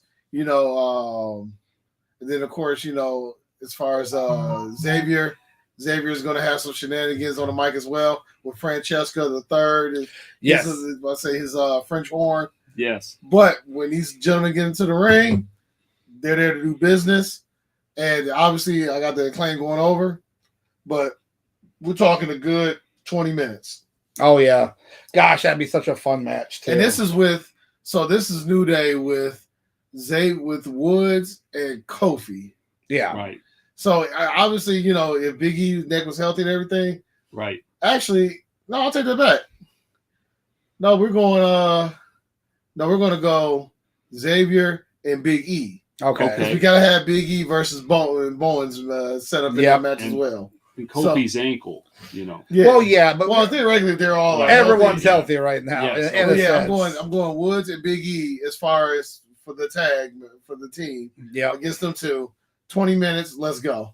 And I got that claim going over. That'd be so fun right there. That'd be some fun match because the banter alone would be funny because they'd start talking and then you get New Day like who are these guys? Who? I don't know who this is. Who are you? And then you got Max Caster. He's gonna do some sick ass rap going against Xavier Woods most likely. Just saying. My favorite part is at one point is that Woods is going to try to start using the French horn, start using the horn. And Bowens is going to try to scissor the horn. Oh, yeah. Yeah, the trombone. The trombone, yeah. Try to use bone. Yep. Yeah, Cass going to try to scissor it to stop it. Yeah. Yep. Oh, that's funny. See, look at this. We're already booking this. Come on. Yes. We're making gold here. This is like palladium. This is worth more than that. You know what I'm saying? But no, that's a great card, man. That's a great match. I like it a lot. So moving on, prime time. Okay. So we have a triangle tag match. Okay. And we have a triangle tag match between of the Jericho Appreciation Society. Oh boy. Chris Jericho, Sammy Guevara. All right. Take on two teams from New Japan, but the factions have been at war since Tetsuya Naito declared war on Chaos, and that would be Kazuchika Okada and Tomohiro Ishii of Chaos, of the Chaos faction, versus Tetsuya Naito and Hiromu Takahashi. Yep, gotta get that eye going right there. I know. It's like, oh man, I don't. God. and Tetsuya Naito and the current junior heavyweight champion, many-time junior heavyweight champion Hiromu Takahashi of the Los Ingobernables, the Japan. Oh yeah, these guys, these factions, have been fighting for years. Chaos and Los Ingobernables or whatever. Yes. I'm not gonna lie, I don't know how I said that first time. That's crazy. I can't say it again. They'll ask me, but hey, Sauce, now you have to say it. Nah, just kidding. I'm just kidding. Well, one thing I will say to anybody from New Japan who's watching this, get a hold of your people and tell those cowards over in Japan to put New Japan Pro Wrestling on the Switch. Oh yeah, put it on. Make an app for it. Like right now, the only app they have is on the TV. Whatever. No, I'm talking about just I want Fire Pro Wrestling. Oh, you're talking. No, he's actually talking about the real Fire Pro Wrestling. Yes. Actually, you're right. Cowards. We want that. Yes. You cowards in Japan, put Fire Pro Wrestling on the Switch. I don't want to play it on PS4. I want to play it on the go. Yeah, right. No, that doesn't make any sense, especially how popular the Switch is here. Because granted, the last time it's been on the Nintendo system was Game Boy Advance. Exactly. So it's been a little bit. It's been a little bit right there. Tukan Retsuden, yes. God. Yeah. That's so. Man. So, and the theory behind this is well, the Chaos faction and Los Ingobernables faction have been at war, for the past 6-7 years. Yep. And combine that with the, I don't want to say dynamism. How about that? That's a bullshit word. Dynamism of the Jericho Appreciation Society and the modern day Vince Neil. How about that? Modern day Vince Neil. How does that sound? That sounds awful, but that's what we're getting now with Chris Jericho. And but Sammy Guevara is really becoming a star in his own right. And I think and I like to see that that dynamic of the older veteran with that star that's going to the moon right now, and then have that mixed in with the faction fighting of Chaos and Los Ingobernables and Tetsuya Naito, Hiromu Takahashi. It gets these stars on the card. Oh yeah. How can you have a New Japan show without these guys? Kazuchika Okada and Tetsuya Naito? You can't really have but this is a way to get them on the card without having Hiromu Takahashi's championship on the line. This is a tag match. Mm-hmm. And Kazuchika Okada could lose this match, and it wouldn't affect his standing as his placement in the top echelon of the heavyweight rankings, and so he could afford to take an L here on this tag match and not be hurt by it. But it would be great for the fans to see, and then the interplay with Jericho and Guevara, I think, would be interesting since they have not wrestled each other. Yeah. So To my knowledge, to no. my knowledge, they haven't wrestled each I think other. the only people that Jericho's wrestled over there besides Omega, I'm sure he's wrestled. Well, he's wrestled a couple of people other than Omega. I'm pretty sure. I thought he wrestled Tanahashi. Maybe Yeah. years ago though. Yeah, when he was there briefly, obviously. Yeah, because what was he called? Was he the Wizard then, or no? He was Painmaker. He was the Painmaker because Okada was the Rainmaker. Yes. So I'm like, I'm the He had the Painmaker. spinning elbow. Yep. I still like that move. I like it when he like does put momentum into it. Right. If you just spin around like, I just like you're already breathing hard. I'm breathing hard. Exactly. Oh man. So and this would go one fall, and then I would have I think I would have Tetsuya Naito and Takahashi go over on Okada and Tomohiro Ishii. I would have those two go over because that would set up another storyline in Japan, because this is a combined show. This is an AEW combined show, and that would further that program in Japan too. Okay. So that was my theory behind that one. I like it. I like it a lot, man. So with my next match, I actually also have Kazuchika Okada, because you can't really have New Japan show without him. But I have him facing, and what the sauce we like to say, big men hitting sweaty meats, slapping sweaty meats. Hey. He's facing Gunther for the Intercontinental title. So you got Kazuchika Okada versus Gunther in a hard-hitting affair. So you've got the Painmaker, versus the Ring General. And I'm saying that it's all about, this match right here, I in my head, it goes 25 minutes, 26 minutes. You got hits, chops, slaps, elbows, lariats, clothesline from hell's basically. You got the what's he call it? The Rainmaker finisher or the Rainmaker clothesline. Clothesline, it's basically a not bullwhip. It's a full on dragon twist into a clothesline. Yeah, but it's a hard hitting move. So you have that. Sure is. I already see them stealing both moves. I see Gunther using the same move, like they reverse. Right. He takes him out. Then it goes back and forth in Okada. Then you see power bomb by Gunther. This match goes again 26, 27 minutes, and at the end of it though, Okada goes over. Okada beats Gunther for it, but makes Gunther look like a world-class star. Could be a world champion. But is this with that Intercontinental title on the line? Yep. So because to make it way for Gunther to go for a world title, let him get the belt off of him. But I just like this. I like it being in a match where it's so hard hitting that he could have won, and then it's kind of like with Austin losing to Bret Hart, in the match where and it changed the whole career at that point. Right. Even though he lost. It made him in WWE. Yeah. So something like that, where this match was so hard hitting that you're cheering for him, or in like Rocky IV. I know it's a movie, but and by the end of it, the fans in Russia are cheering for Rocky, and it's whatever about that. But that's how I would see this. They would be. Yeah, he's lying. No, don't listen to Sauce. Tommy Morrison for the win. No, you're all. Hold on, we're getting off here real quick because it's like you guys come back and you're like got cuts on your face and a black guy. It's like, so we're back. And now, guys, what is your opinion now? Okay. And you're like, sorry. Oh god, that's a whole nother thing for another time. But wrestling movies thing, that's funny. But what I think where I think that would work is, even though like Tomohiro Ishii would be the one with the sweaty meats, he'd be the big bulky guy. Yep. It's the idea that Okada he's a taller guy. He's wrestled many different styles.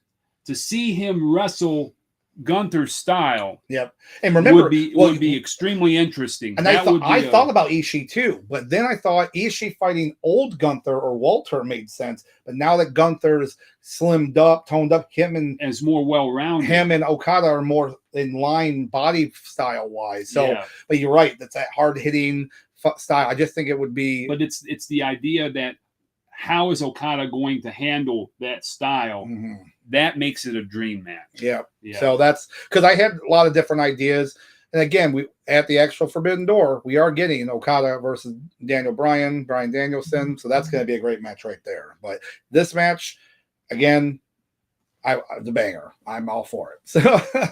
So Sauce, what do you got next here for yours? All right, so are we getting to our main events yet? So I mean, I have a couple here, but if we want, let's. So here's the thing. Let's do this match. Oh, it's match 5. Did I say 5 or 6? You said 6. Oh, I did say 6. Okay. Yeah. So we'll just kind of go through it real quick because but so yeah, go. You can go with it. So this will be the match before the main event. I'm sorry to do this to these two ladies. We'll probably have like a honorable mention. Trust me, I got. But before, well, I should say before we get to the main event, with these women, you going right on for the main event. We probably have like a cool down moment, so these women get their chance with the crowd. And by cool down moment, I mean Jay Cardell versus I don't know who's that one wrestler WWE that sucks right now. Versus Dana Brooke. Dana Brooke. Feed me. Wait. Oh God, don't. Yeah. Don't. Sorry, I say it too loud. I know you. A wild ride back pipe here. Yes, with pimples on his back. Yeah, we all know what that means. Yes. Jinder Mahal knows too. So in my fantasy booking, both these women are champions of their respective brands, and this is a winner takes all. Oh, I like that. Winner take all is nice, always nice. And we have Jamie Hayter, who will be still the AEW champion. Okay. Versus Charlotte Flair, who will still be the women's SmackDown champion. Okay. All right. I like it. So with these women, these two are the best of their class. So respectfully, we have to give them 26 minutes. I feel. All right. Give them 26 minutes. These women are going technical. They're going high flying. I say they go left. When they go left, the crowd goes right. And at the end of the day, we got Miss Hayter taking all the gold. Oh, man. All right. I like it. It's kind of funny you mentioned that. So Asuka being the WWE Women's Champion now, Charlotte Flair came out. And automatically gets the title shot. So I'm like, cool, great. So they're really going to book Charlotte to win because it's a new belt, because it's a new title, right? So yeah, and this not even happening at Money in the Bank. This is happening, I think, at the SmackDown. So like, why would you not wait and put that on? Especially when it comes to WWE logic, I can see this AEW. Well, now where they do a lot of their title defenses, they even do a lot of like their main belt defenses on TV. I get that. But WWE, with WWE Live, you wait till a pay-per-view or a premium live event for this. But we don't use those words in this house. Yes, premium live event. Oh my gosh. But Hayter versus Flair, and to give them their, and we'll put on a boring ass match beforehand, so the crowd is already ice cold. So when these two ladies come on, the heat kicks right back up, and these women get 26 minutes. And like I said, Hayter is going over. She's good. She's going back to Jacksonville with we gonna call her Hayter Dose Belts. Yeah, right. I like it. There you go. See, I like it. That's nice. Charlotte Flair got a dose of Haterade. She got the Haterade, didn't she? Wait, hold on. Here we go.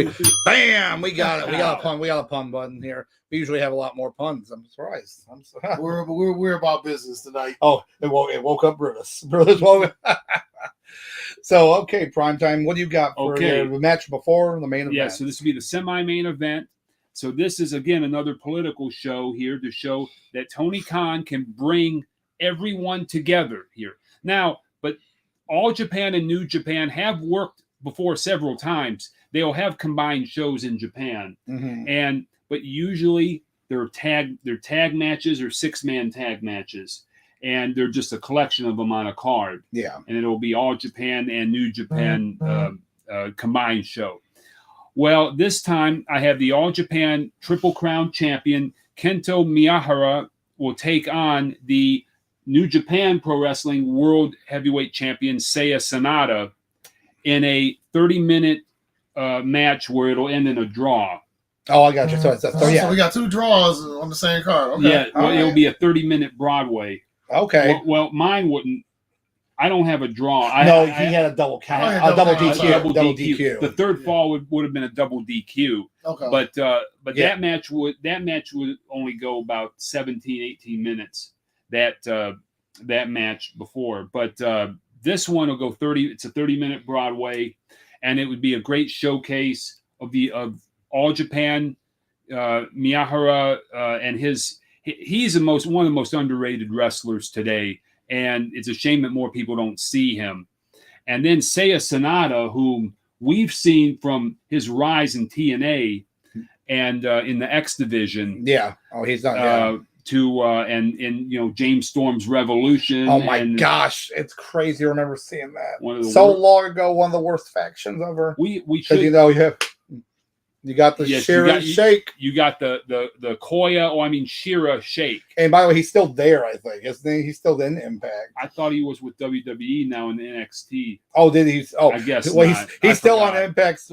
He's still on Impact's roster, so that doesn't mean much. So, but maybe as a future Nuclear Heatwave episode, talk about the greatest and worst factions. We did talk a little bit about that before, but I think we can do an updated one for sure. We can do an updated one, Trust certainly, me, because there's a lot. So in order for us to do that, we got to make sure that you're here. Oh yeah, okay, because that's true. There's plenty other ones. There's worse. There's like worse than X Factor. There's worse than League of Nations. The Core. There's Core. With 2 R's. How about Apple? No one remembers Apple. Apple. One day. Well, 1 week, I guess you'd say. That's it. Lasted for TNA Serotonin. I mean, oh my gosh. Just so there's plenty, and that'll be a future episode for sure. But this would be a great showcase of Miyahara and Sanada's talents. Mm-hmm. And again, Tony Khan's bringing All Japan and New Japan together on a show under the AEW banner. And so that would be a good semi-main leading up to the main event. That's my opinion. I like it a lot, man. So for my match, that's going to be the match, like, whatever, a co-main event, or like, doesn't have to be co-main, but one before main event. I've been going back and forth on it, but I think this would be what I would want to see. Is I want the Usos versus the Gorillas of Destiny, the Tama Tonga and Tonga Loa. I think, right? I mean, the family was already sell itself, the rich family history. So are you saying that match is going to get very oozy? It's going to get very oozy right there. I mean, you're talking about the rich family histories, and then these guys can definitely work. We'll be able to work together. It's. I thought about it first making this like a triple threat tag match, like we were talking about before. But I honestly think that just the two teams alone would be a banger fight. It would be a fight. Slobber knocker. It would be a fight too, because yeah, and you'd have like Hikilo would be there too, like on the outside, and then you could even have Solo Sikoa there. Like, we're not going off the current bloodline storyline, but I could see Solo being there, being muscle, for Hikilo being muscle on their side, So I don't know. That'd be cool to see. Yes. But I'd be all about it. I'd say about 22 minutes or so, and because it's so much banging. Wife's home. And you hear the dog? That's always a good sign right there. Hey, can I get a yeah for Holly? Yeah. That's what we do. And that's the fact of life right there. So it's just a fact of life, just baby. a fact of life. But yeah, that would do that. I would do the Usos. I would do the Usos versus the Gorillas of Destiny. Yeah. I would, and it would really showcase some of that talent. I mean, the irony right now is that WWE apparently at one point was really hot on either Tama Tonga or Hikilo or whatever. So I don't know if that's all cooled down now, but who knows? I don't know. But that's what I would have for it. Now we're on to it. The main events. We're probably going to have some crossover on some of these, but that's okay. Gentlemen, Sauce. Here's the main event. Hit me. Here's the creme de la creme.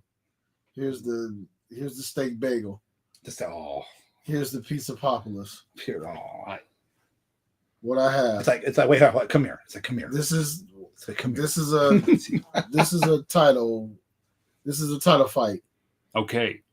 Match. One bout. We have the challenger, Kenny.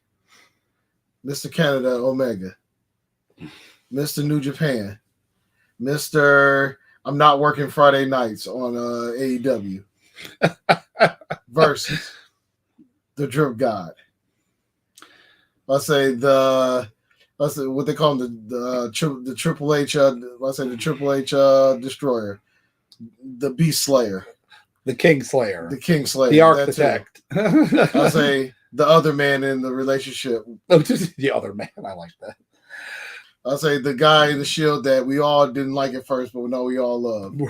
The guy that we forgot about because we all focused on Dean Ambrose. The plumber. Dean Him Ambrose. too. We are talking about Mr. Seth Fanatical Rollins. Yeah, I like that. Kenny Omega, Seth Rollins for the big gold 3.0. Yep. We're talking 35 minutes. But let's say there'll be no DQ in this match, even though there's no hanky panky going on. But we want to make sure that the people go home. I say get their money's worth. I like it. 35 minutes later, the winner and still big gold champion, Seth Flabbergasting Rollins. I'm done. I'm out. I like it. No, it's great. I love it. But yeah, these two, 35 minutes, tear the house down. Tear my pants down. I'm like, if I'm there live, I'm throwing my underwear in the ring. It's like, yes, like the rock stars that they are. It'll be a great match. Kenny Omega's gonna come out in the Terminator or the Sephiroth attire. Yes. You know what Sephiroth's gonna come out as? He's gonna come out as Kenny Omega.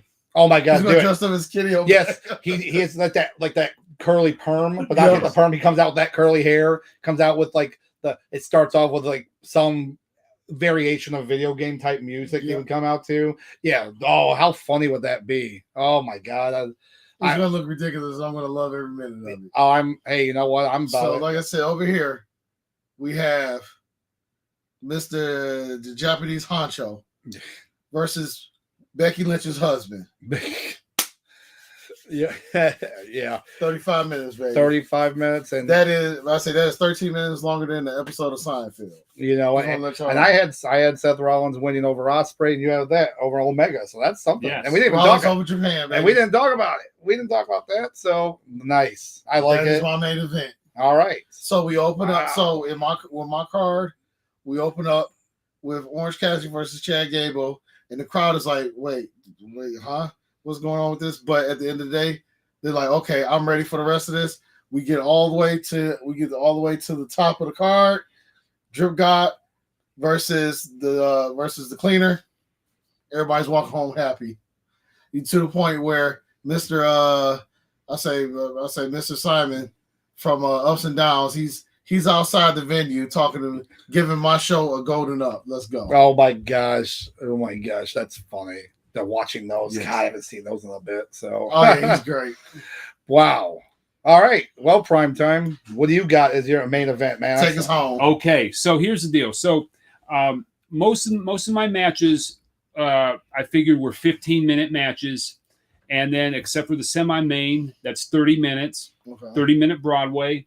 Mm-hmm. Well, this one, the main event, 60-minute Iron Man match. All right. Let's go. See? You know, 2-0. MJF over Hiroshi Tanahashi. The John Cena of New Japan right there. Yes, and that MJF would successfully defend his AEW World Championship. And this would be a showcase match, and they've never wrestled each other. No. They've so this is something that's for the ages, and I don't think Tanahashi has wrestled an Iron Man match of this length.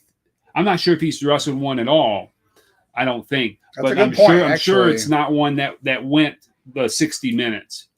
And that would close the show. Now, would there be any run-ins or anything? No.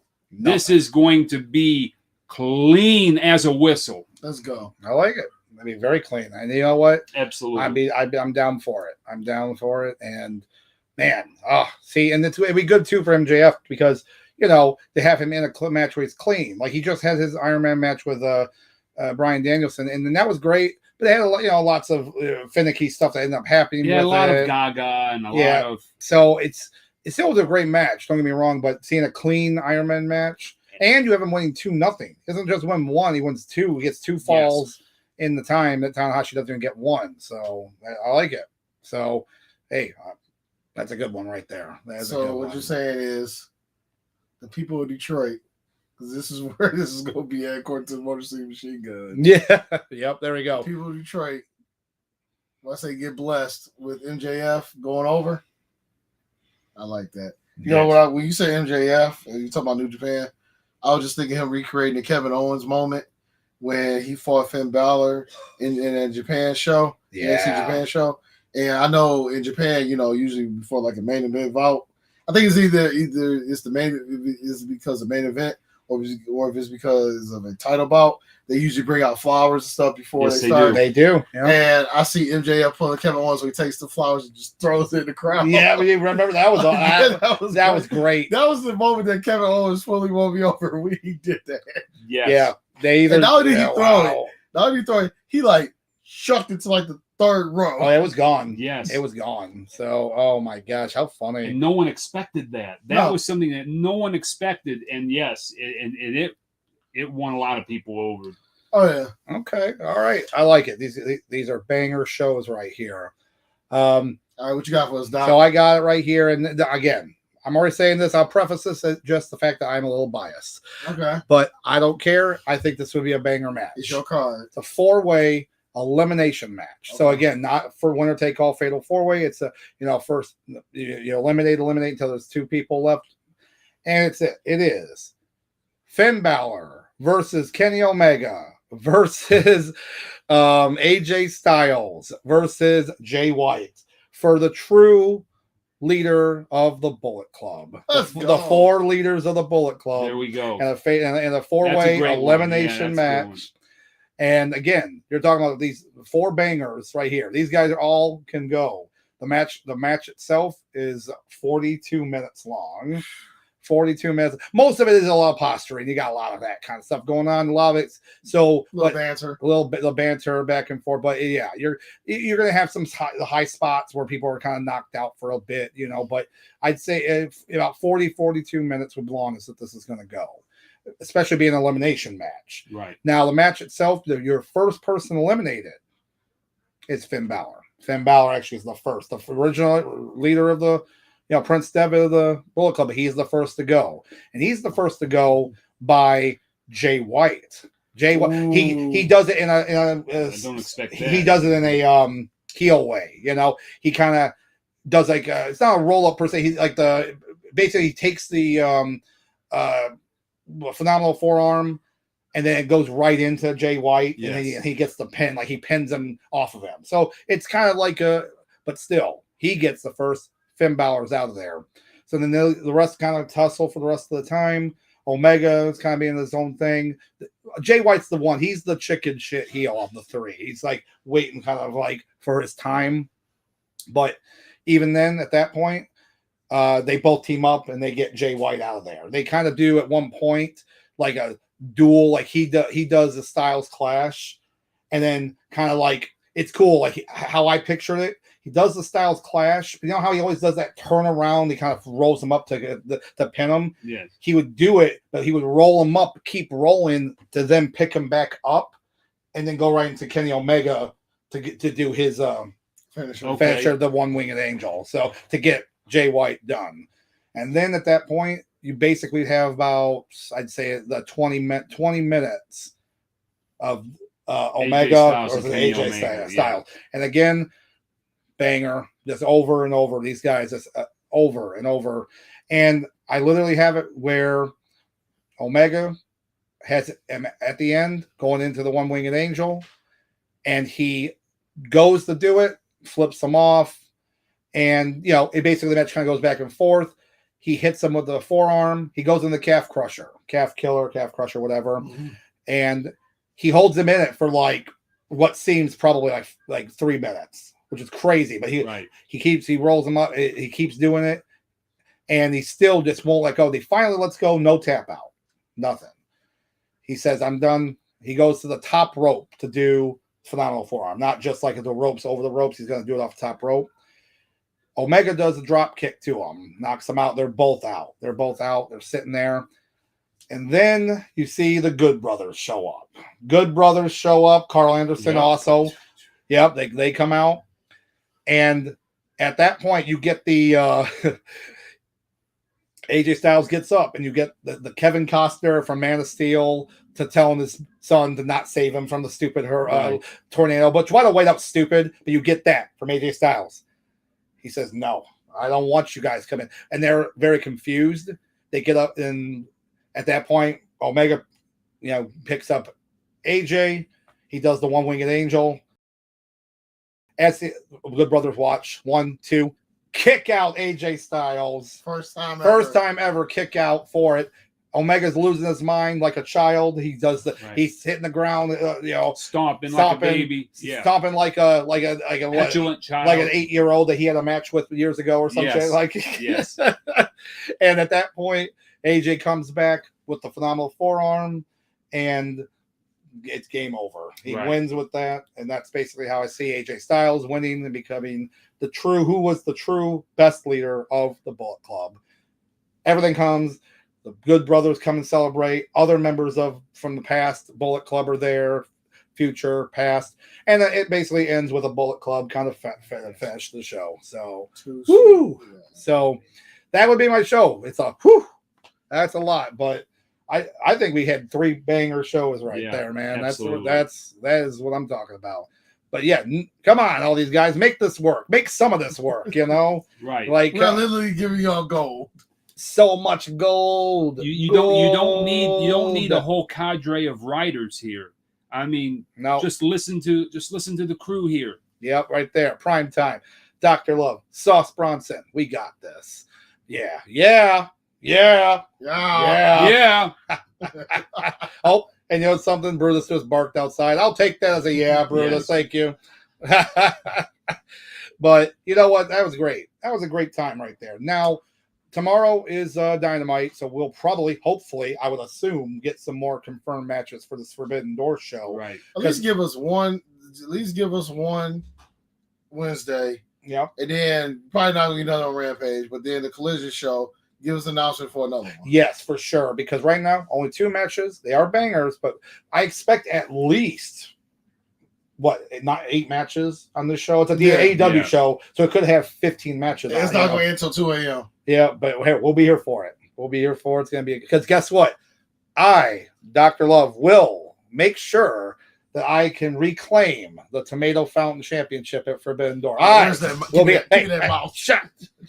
I will become the 13-time champion, or Primetime will become the first time. It's been a long time coming. So there we go. We'll see. Oh, Sauce might win too. I don't know. We'll see. So yeah, so it's gonna be a good show. But you're right. They should announce something tomorrow, and a Collision for sure on that. But next Sunday, the 25th, we should have a show, and then. Well, next week we'll go over, have like a little preview for that. Hopefully, we have the majority of the show at that point. If not, we'll just make up what we think at that point. Yeah, But we'll have basically at least a small preview for it next week, and then of course after that, the week after, we do have WWE at Money in the Bank, and they already started to kind of get that kind of solidified. But we'll talk about that next week. So on that, but normally. When we kind of close out the show, we like to do the heat of the week, something good that we thought was a wrestler did promo-wise or anything like that. So, Primetime, since you're here today, is there anything specific that you watched this past week that kind of caught your eye, you liked, good, or whatnot? No, I was actually just thinking of something in the news that happened where the exclusive negotiating rights window for the new media contracts for WWE have expired. They did. I just read that too. Which means that as up until now, they had an exclusive negotiating window with USA Network. For Raw. God, for so long. Now they had one with Fox for SmackDown, but that had already expired, so they were free to negotiate with anyone else for SmackDown. But the Raw one expired, I think, 2 days ago. And so now WWE can negotiate with anyone, which could be Amazon, could be Apple, Google, Disney. Even I know it sounds crazy, and so now and Warner Brothers Discovery. So now this is the kicker. So Nick Khan stated that he would like to see at 1.5 times what the current media rights contract is. He wants to see that for this next contract. Yeah. Well, there's sources at Warner Brothers Discovery, yes, that say that they are not necessarily exclusive to AEW. So yeah, because look at this now, and remember WWE and Endeavor deal. So what's going to look better to them? You know, you got this WWE and UFC, or you got AEW that's been around for 5 years. Four years. It could mean that Warner Brothers Discovery could take SmackDown and put it on a day that they might move it to Thursday. Gosh, that's move insane. It back to Thursday. Could you imagine me on the same network, the same? But the sources are that Warner Brothers Discovery is amenable to having a competing wrestling product on one of the family of networks. So nice. Yeah, because even in the fall, nobody watches Thursday Night Football anyway. So even if they move SmackDown to Thursday, trust me. Amazon can say all they want. No one watches it. No, sorry. Don't the Lions get one this year though? Well, they get the opening of the season. Well, that's going to be on NBC. That's on NBC. We have the opening game. That's not Thursday night. I can't remember what. It doesn't matter. That's nice that we have that. And then the traditional Thursday, they get it on CBS or Fox for Thanksgiving. Yeah. Right. Yes. Yep. You got it. So, hey, you know what? That's all. That's pretty cool though. I like it. So, but Sauce. I'm gonna let you go because. Anyway, oh, okay, that's fine. I want you to go. With me, it's honestly, it could be a lot of different things, but I'm going to have to go since it is wrestling related. But having, the former MCWA tag team champion and United States champion Primetime in the house, I'm this happy. So I have to go with bringing him back on here with us. So hopefully we'll do some more in the future. But, thank you. There's all the big bangers that were wrestling there. You had None of Us. You had Primetime. You had Duff Daddy. You had Zeus, the Chicanos, Automatic Caution. West Side Players. The West Side Players. You had X. Yeah, there was so many. Some bad. K-Wall, rest in peace, K-Wall. Dr. Dave, that guy was familiar. I don't know. He said 4, 5, 6 kid. Yes. Which Steve Corino stole that gimmick from us. Now let's not get it twisted. Yep. Steve Corino, the perennial gimmick stealer. Wait, the king of old school? Yeah, well, the enmity I have for that individual is pretty high. So all of these classic superstars were in the Midwest Continental Wrestling Association. Yep. So yeah. So it's, like I said, great time. But that's mine. So Sauce, what do we got? Ladies and gentlemen, my heat of the week is the guy that's sitting to my left. I guess y'all right. I don't know how the screen works. But this guy right here, Mr.